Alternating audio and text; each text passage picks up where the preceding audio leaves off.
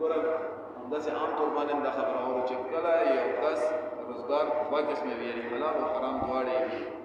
د هغه خوراک څنګه دی بس دا باندې ویل شوی دی بله مسله باندې پوه شي که دعوت یې رایې کړو په دې باندې ملاقات ډېر تفصیلي بحث کړی تفصیل پکې بیان کړی دی علماو بعضې دا بیان کړي چې کوم کس د حرام روزګار کوي